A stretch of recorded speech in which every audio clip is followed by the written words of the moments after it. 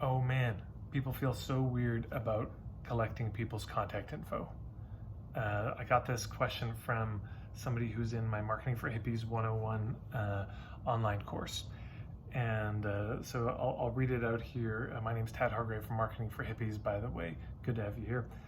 So the question is this: how do I collect information such as email or postal address without feeling gross? How do I overcome the sensation that I'm invading someone's privacy, even when they happily and genuinely opted in to receive emails from me? Feels like an invasion of privacy, like I'm asking them something untoward. I acknowledge fully this is my own feeling projection, but if you have wisdom on how to relax into it, I would find that helpful. It's sort of like I would probably never ask someone for their number that I was interested in romantically. It just feels overwhelming to my sense of respect for people's space. Maybe feels like I'm taking something from them when I feel much more comfortable giving. Well, first of all, it's beautiful. I mean, this is it's an important question, and to me it speaks to the courtesy of the person asking it. There's an immense regard for other people, immense sense of, I don't know, consent and boundaries and courtesy in there that I hear, which is wonderful. And there are some other things that we can speak about. So I'm going to share some thoughts, and if you like what I have to say, please share this up with your friends. And God, if you hate what I have to say, consider sharing it and ranting about it, because any kind of publicity is good publicity. You can always subscribe if you want to get more videos from me. Hit the subscribe button there, and a little red button on YouTube, and then the little bell icon will actually notify you directly that I've posted a video. And on Facebook, you can like my page. I post other cool stuff besides these videos that I think you might like if you're a hippie. Okay, here are my thoughts.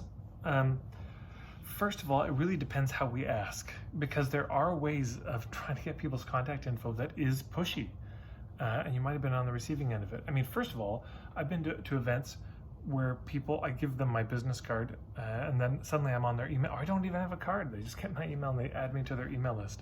This is happening right now. I'm on somebody's email list. I have no idea. Maybe he was on a teleseminar of mine. He's just added me to his email list. That's not good. And I may have to email him soon about this. So just adding without consent, that's not going to feel good. But also, if you've just met somebody and 30 seconds into the conversation, you say, would you like to be on my email list? Yeah, I mean, literally right here in my living room. This has happened twice now. I used to host potlucks. I don't really do it anymore. But over the years, let's say it was easily over 100 potlucks, and there'd be 20 to 60 people here and in the front yard.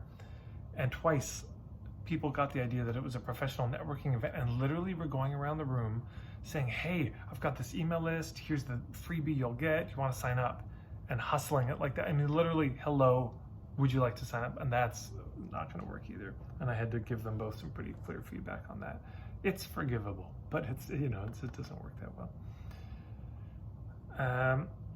And I remember there's a store in Edmonton, and it used to be a new age bookshop basically, and you'd go in, and 3 times in one visit I was asked to give my email to sign up for their to like their Facebook page and to follow them on Twitter. I think a different employee every time, clearly being pushed out by the owner. That doesn't feel good. Another thing is you must have an unsubscribe function. There's got to be a way they can unsubscribe from your emails with no pressure, not having to email you directly. And one of my colleagues, Dominic Canberra, he'd put this on top, so it was the first thing they would see. He's like, you don't want to be on my email list? Get off my email list. Another thing you can do is clean up your email list. Years ago, I was not as careful about who got on my list, and I added some people who I shouldn't have. And I emailed my list 3 times over a few months just saying, hey, I might have added you by accident or on purpose, oops. If you want to be off my email list, let me know. And people unsubscribed. And it was so great, because after that, I felt so clean about who's on my list. And I just would affirm, it's let them decide. Really, people are used to this at this point. Yeah, they're adults. And also when I was at a networking event, sometimes what I'd do is instead of giving them my card, I'd get their card, and I'd send them an email afterwards with something useful. I'd say, hey, this TED Talk came to mind, or here's a funny video, or here's a ebook just on the house that I've written I thought might be useful. So you start with giving, you start with generosity, and then I would say, hey, if you'd like to be on my email list, you'll know when I come back to town or when I'm doing a workshop, just let me know. That's it. 80% of people said yes to that. And then of course, to make sure that whatever your email list is, or whatever, email list in particular, but maybe mailing list as well, that it's really useful. Robert Middleton talks about this 10-to-1 ratio, 10 units of useful stuff for every one shameless plug. I think that's helpful. It's really good to sit down and say, okay, why would somebody want to be on my email list? Really? What's so good about it?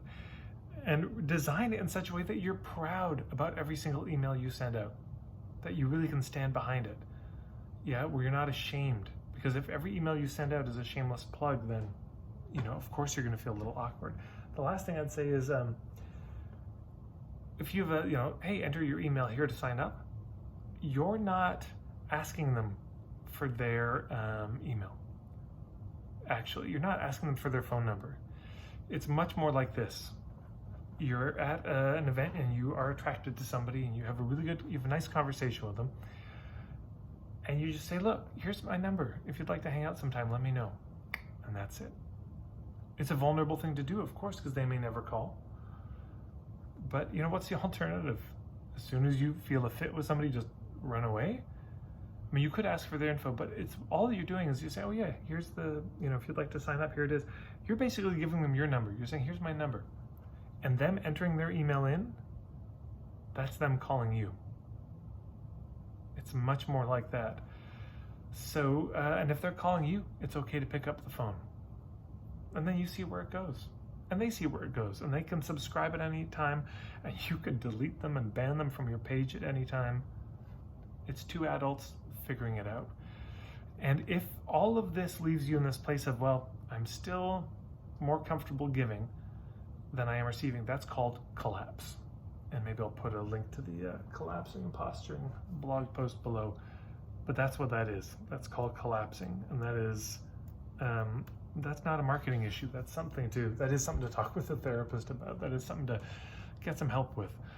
Because this tendency to overgive and never be okay with receiving, but to have to give and give and give to the point of depletion, this is a syndrome. This is not a sign of health. Anyways, those are my thoughts. I'd love to hear your thoughts below. Maybe you have some other ideas that'd be helpful. That's it.